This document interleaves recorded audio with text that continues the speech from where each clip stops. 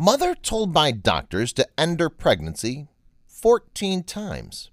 Happy she didn't listen.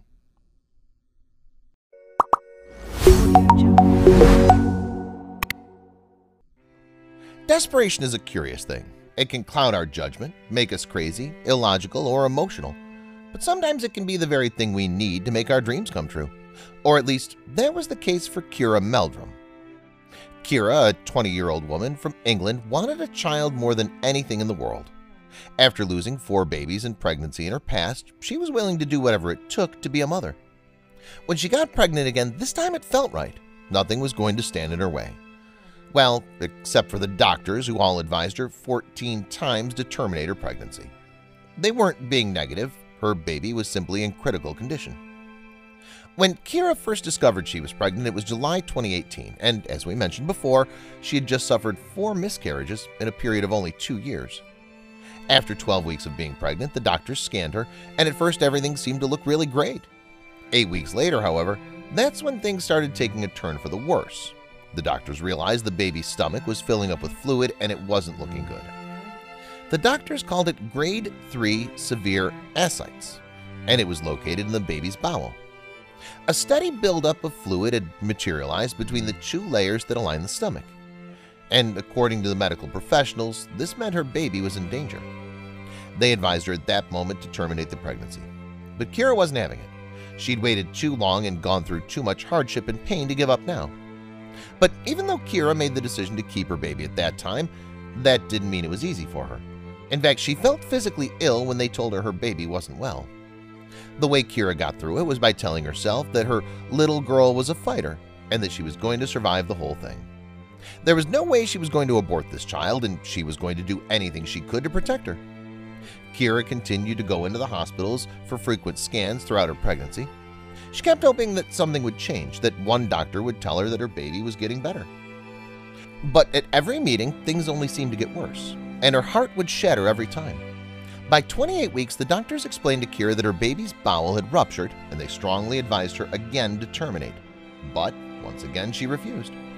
Meanwhile, while all of this was going on, there was a strong buildup of amniotic fluid building up in Kira's stomach, and the doctors told her that she needed to drain it out. But Kira refused that too, because they also told her that it would endanger the child's life even more.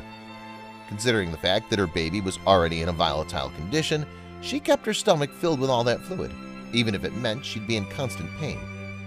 We're not joking around when we say she was in constant pain because of this. Kira explained that her stomach swelled up enormously and that it felt as though she was holding a massive, painful water balloon against her body.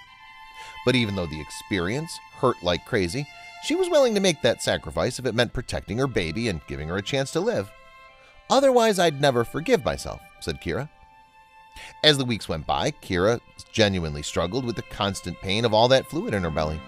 She struggled to move properly, even more than most pregnant women usually struggle.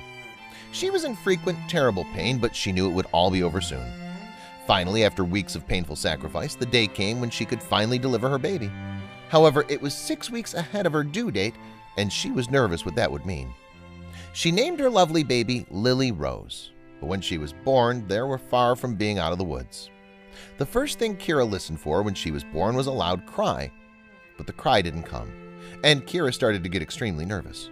Her heart had been broken way too many times before, and she started fearing the absolute worst.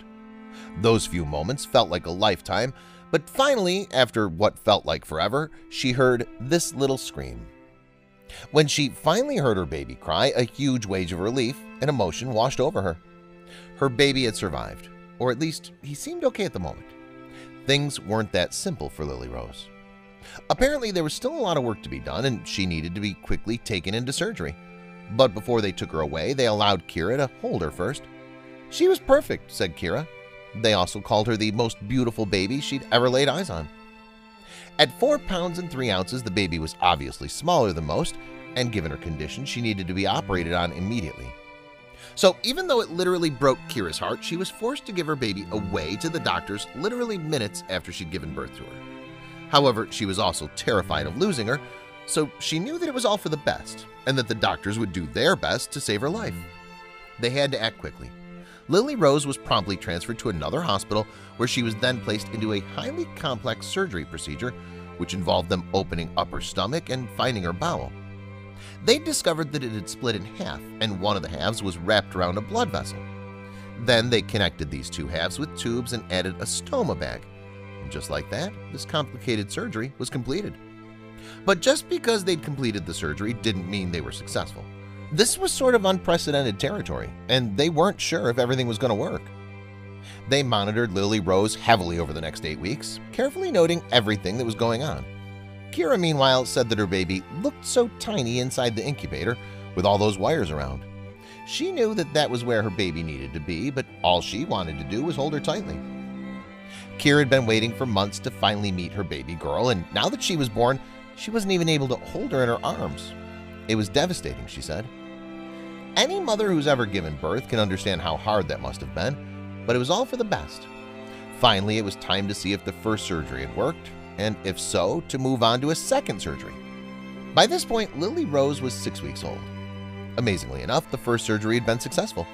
Eventually, the second surgery was successful as well, and after all that painful waiting, Kira was allowed to bring her baby girl home at last. After everything she'd gone through, it seemed like Lily Rose was going to be a healthy baby. Was this for real? After months and months of being told that she should abort her pregnancy, that her baby had little chance of survival, how was this even possible? So how is Lily Rose doing now?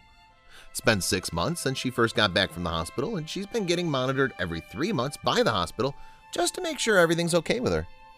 The doctors explained that the bottom part of the bowel remains to be very fragile, and therefore she's still vulnerable. However, they've noticed that her bowel has gotten much stronger as time has passed, and this is a very consoling thought. Meanwhile, Kira is understandably ecstatic to finally be able to spend time at home with her little baby.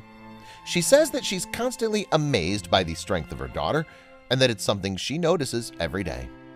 After all that waiting, Kira is determined not to waste one moment with her daughter. "She's my little miracle," said an emotional Kira. She continued saying how her little girl stayed strong throughout the entire process and how proud she is. Kira continued to reflect on the craziness of her story.